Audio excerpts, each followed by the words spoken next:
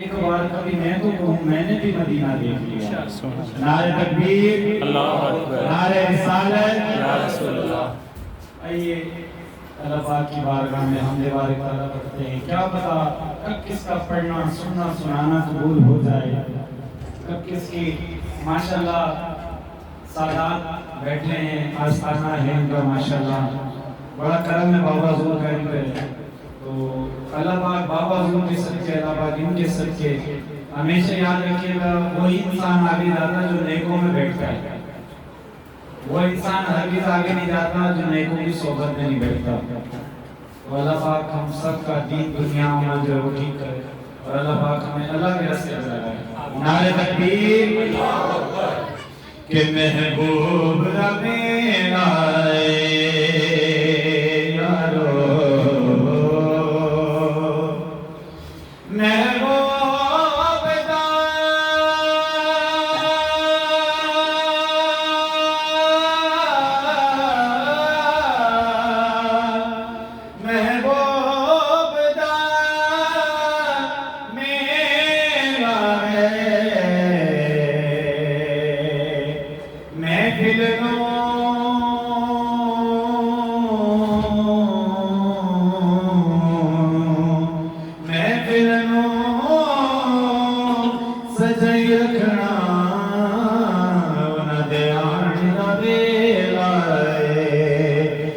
صلی اللہ علیہ یا رسول اللہ وسلم علیہ یا حبیب اللہ. یہ شعر میرے بابا جی کے لیے کہ کعبے والمایا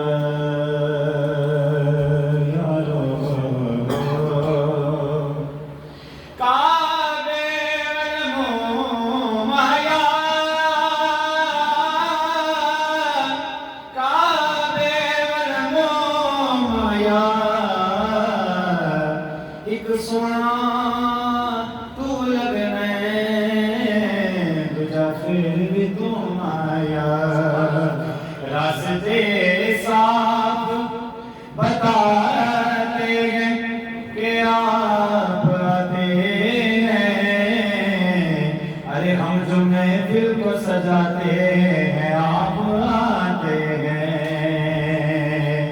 کوئی مسجد ڈولن کوئی مسلم دولن دی چپ کر مہر علی ایتھے جانے بولن دی. بڑی صلی اللہ علیہ یا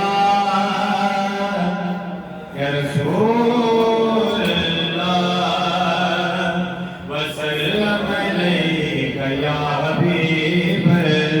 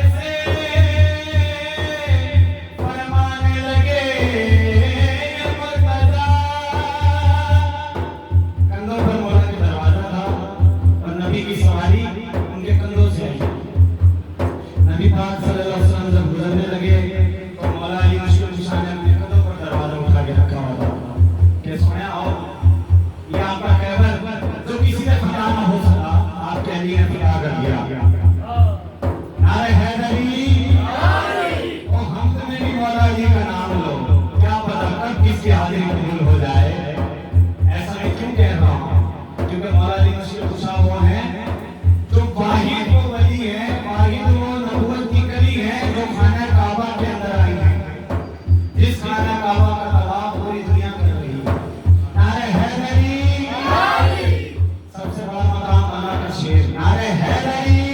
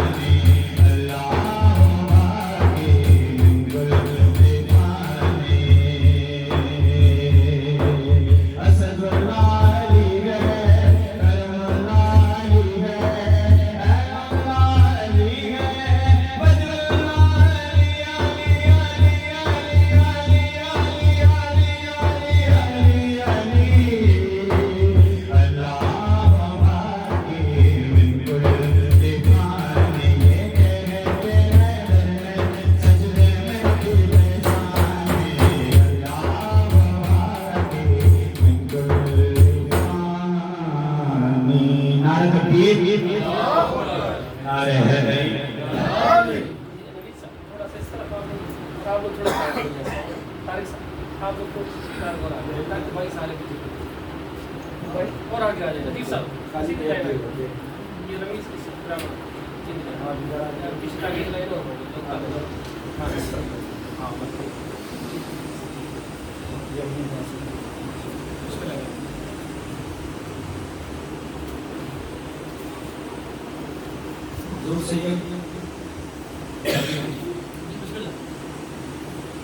نعرہ حیدری آئیے بہت ہی پیارا کلام ہے ماشاءاللہ ہمارے استاد محترم جناب راؤ نبی رسم نبی کو پڑھا اور استاد راشد اعظم کا وہ کلام ہے کہ لجپال نبی میرے دربار کی آواز کرنا نعرہ تکبیر نعرہ رسالت نعرہ حیدری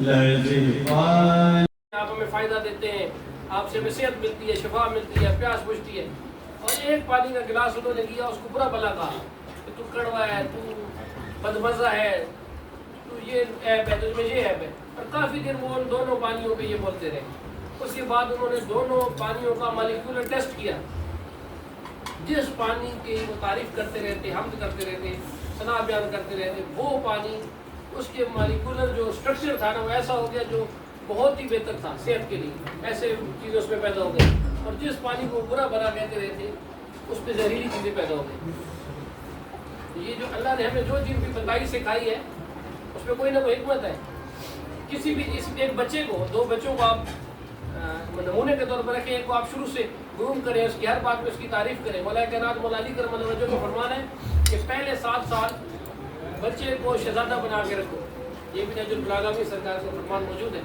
پہلے 7 سال بچے کو اتنا پیار دو کہ اس کے دل پہ بیٹھ جائے کہ میرے والدین سے زیادہ کوئی مجھ سے محبت کرتا ہی نہیں ہے اگلے 7 سال زندگی کی اس کی ہر بات پہ اس کو ٹوکو ہر بات پہ کہو کہ ایسے نہیں ایسے کرو ایسے نہیں ایسے کرو پھر یعنی اس پہ غلامی جیسے ہوتی ہے اس طرح رکھو اگلے 7 سال اس کو مشیر کے طور پر رکھو جو 14 سے 21 سال والا ہے اس سے مشورہ دو بیٹا گھر بنانا ہے یہ کیسے بنائے یہ کام کرنا ہے گاڑی کون سی ہے جو بھی چیز آپ نے اس سے مشورہ کرنا ہے دنیا کا دین کا اس سے مشورہ کرو اس پہ کانفیڈینس آئے تو سرکار فرماتے ہیں کہ اگلی ساری زندگی وہ بچہ بادشاہ بن کر دنیا پہ حکومت کرے گا اگر آپ بچے کی تربیت کیوں کریں کسی بھی چیز کی جب آپ تعریف کرتے ہیں اس کو غرور کرنے کے لیے اس کی رائے کو سنتے ہیں اس کی بہتری کرتے ہیں اس میں بڑے فائدے ہوتے ہیں تو اسی طرح جب ہم کھانے پہ کلام خیر پڑھتے ہیں اللہ کے کلام سے بڑا خیر کیا ہوگا جو کچھ ہم نے پڑھا کیا پڑھا اللہ کا کلام پڑھا میں نے اس میں اپنا نام نہیں دیا جو نام لیا اللہ کا لیا اللہ کے رسول کا لیا اللہ والوں کا لیا اور اللہ والوں کا نام لینا اللہ کی سنت ہے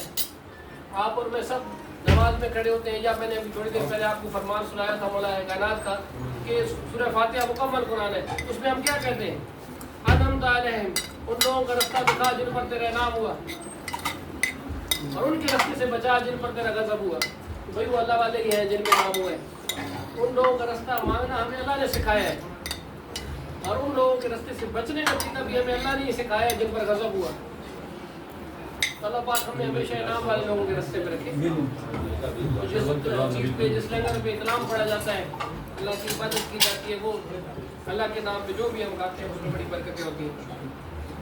حضور شیخ عبد القادر جیلانی رحمۃ اللہ علیہ اپنی کتاب اسرار الرموز میں فرماتے ہیں کہ میں نے بہت ریاضتیں کی ہیں, لیکن جو معاملہ کھلانے سے ملتا ہے نا, لوگوں کو رزق کھلانے سے, لنگر کھلانے سے, وہ کسی ریاضت سے بھی نہیں ملتا. اس لیے رمضان شریف تو ہمیں سبق یہی دیتا ہے کہ جتنی نعمتیں ہم خود کھاتے ہیں اتنی نعمتیں ہم مخلوق کو بھی کھلائیں. مخلوق کا بھی خیال رکھیں, اپنے آس پڑوس کا, آگے پیچھے کا, قریب والوں کا, غربا کا, ہمداروں کا. اللہ پاک آپ سب کا آنا جانا قبول کریں. لنگر آپ سب کھائیں گے, دعا کرتے ہیں, نماز پڑھیں گے. جتنے لوگ یہاں آ سکتے ہیں یہاں جماعت کریں گے, باقی یہ ساتھ ہی بچتی گلی میں مسجد ہے, مسجد میں بھی پڑھ سکتے ہیں.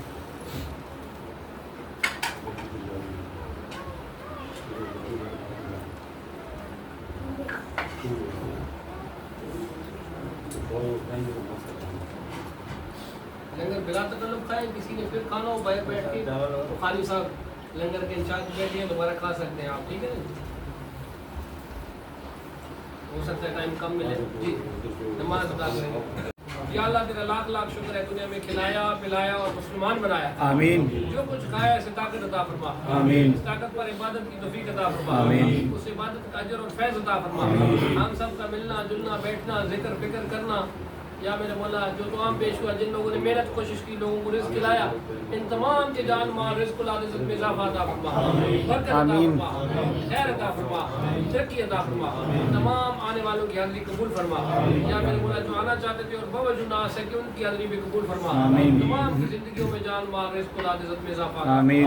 یا میرے مولا ہم سب کو رمضان شریف میں عبادات کرنے کی توفیق عطا فرما, اس عبادت کا بھی اجر اور فیض عطا فرما.